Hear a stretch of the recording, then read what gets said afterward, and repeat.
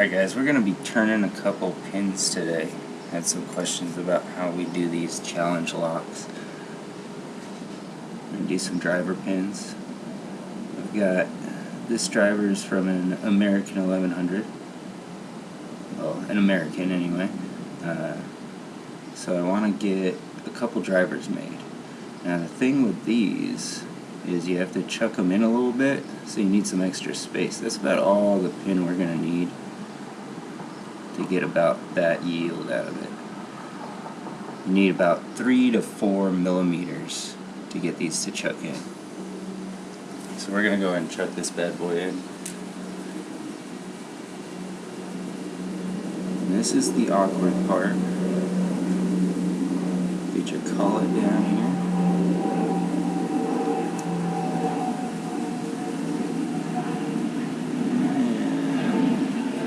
Just exploit the shaft for a little bit. I'm not in the collet notch, but we're going to put some pressure on the shaft so that we can get a little something. See, I just clicked into the shaft there.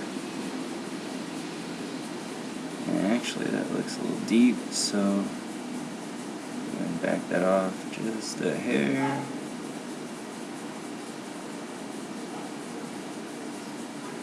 Alright. And I go finger tight. I got Kung Fu grip, but I mean, you don't need to mangle your Dremel doing this stuff. It's little stuff. But you do want it a little tight so that it doesn't just completely F off on you. Needle files. Ooh, that sucks. Needle files. These are great. They're tiny, so you can really get a lot of detail in there. I want some assorted other files. I have a slot file. This is great for serrations and stuff like that. It's just a little broken slot file that I jacked from work because I have a good one.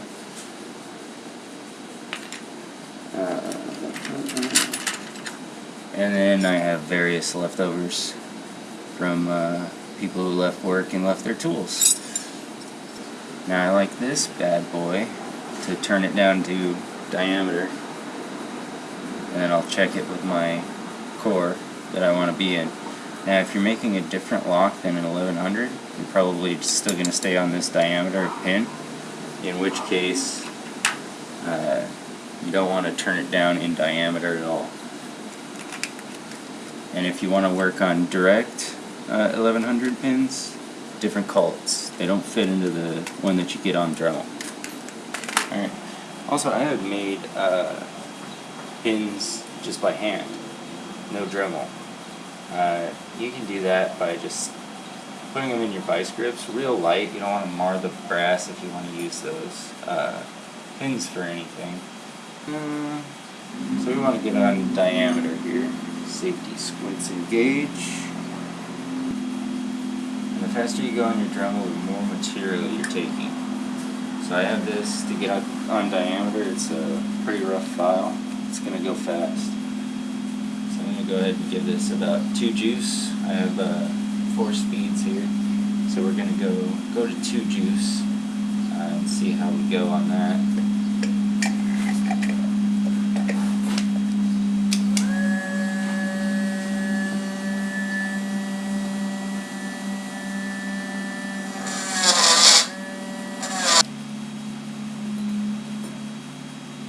Okay, and we'll go ahead and check our work.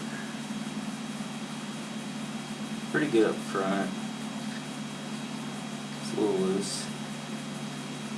I don't think that's going to matter for what we're doing today.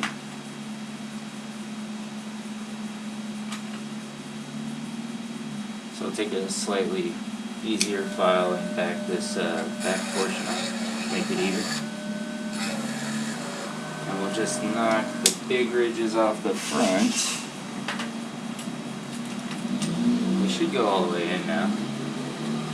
Yeah, that'll go all the way in. And it's just got a little bit of wiggle, which is fine.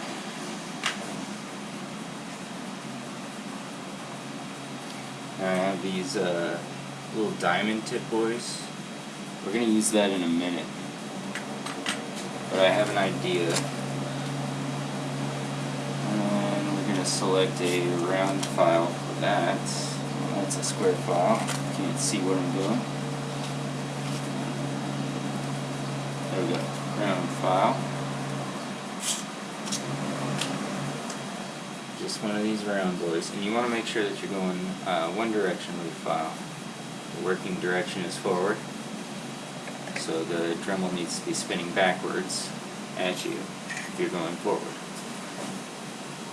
And on this, like normally you wouldn't use pressure when you're going in the backwards direction, but with this, since the Dremel is going to be spinning faster than you're moving, it doesn't matter.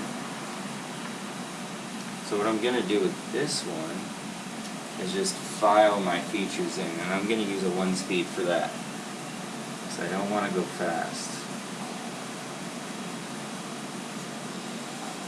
And so what I want to do for this one, I'm just going to get some nice waves in this. I'm not using a lot of pressure. If you use a lot of pressure, you're going to break files, all sorts of stuff. Ooh, that's a good one.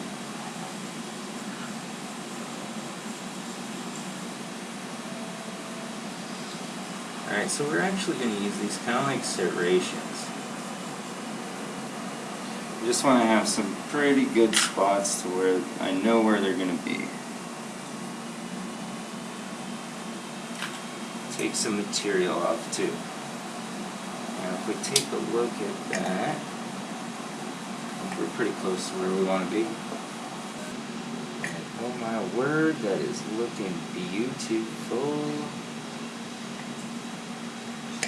Alright. So I think we are done here with this one. This one's kind of like a internally serrated spool.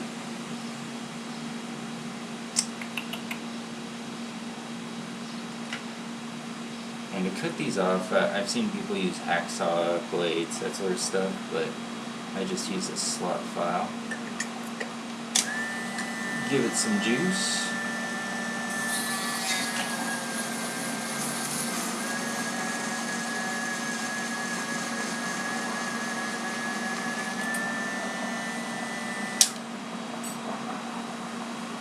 That one is done and dusted. Yes, beautiful, beautiful. So there we are with that. And we can see for comparison. If I can get it to sit. Kind of what we're looking for. On height was achieved. I mean, I can go a little bit lower on this, but this back face is kind of a little bit fat, and it has the burst on it, so I'll go ahead and file that down anyway. So I have some room to do that. So you can also see we went keep inside down on keep in there, but that's about what you need, a couple millimeters.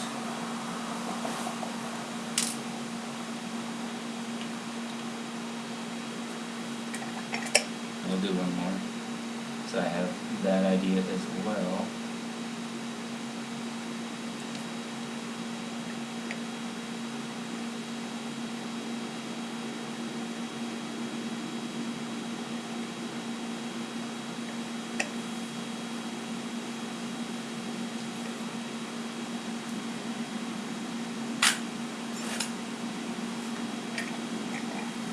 Alright, this one's same thing.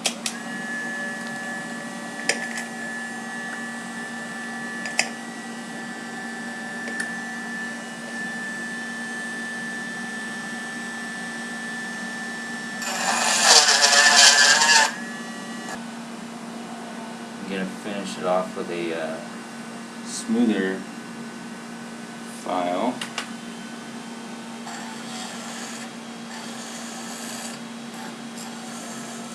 So that we have a real nice image on this. You're going to want to go little steps at a time. Maybe get some calipers, that sort of stuff. You don't want to turn these down too much or too little, they won't fit.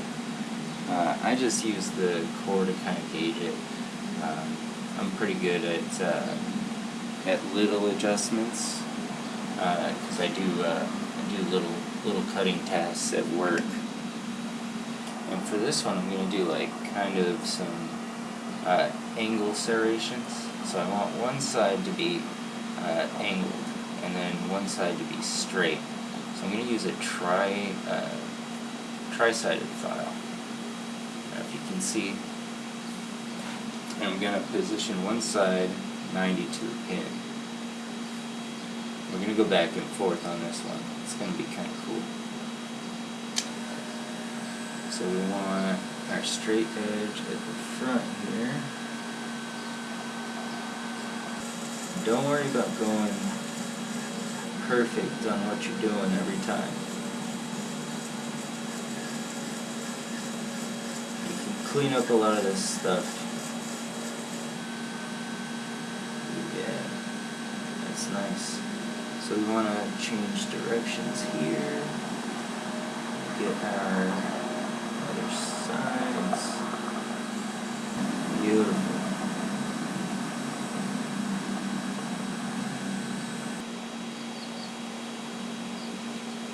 I don't know what I want to do about this centerpiece here, because that's really thin, so that's probably going to bind up in the lock. So I'm taking a square, the little square file out of that, so that I can kind of stay on those angles. Cool. And we kind of mixed our angle up here.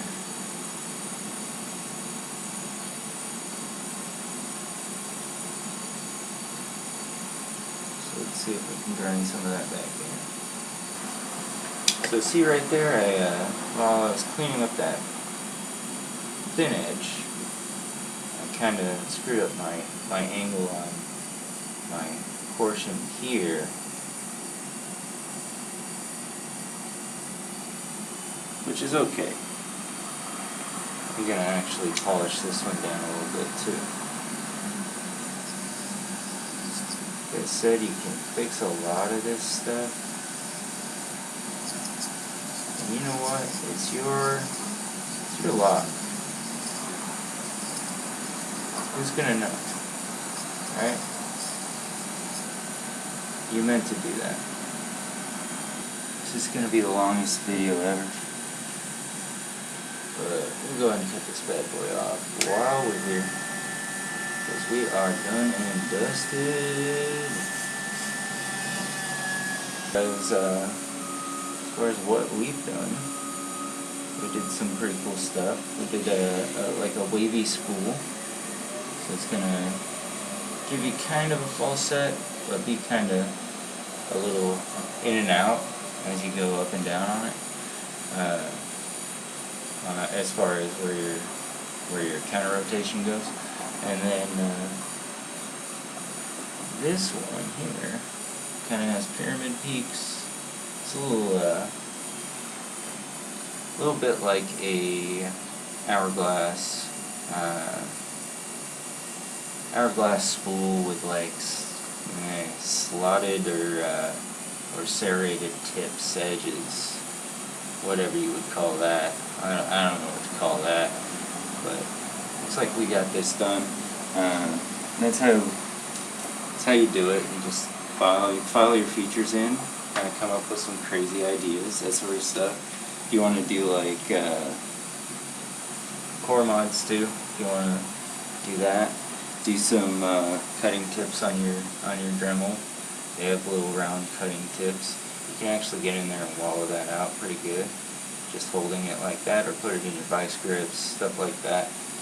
Challenge locks it can get pretty crazy. You can do lots of things.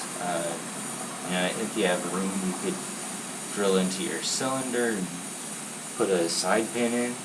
A bunch of stuff. It's kind of cool stuff. But yeah, that's how you make pins.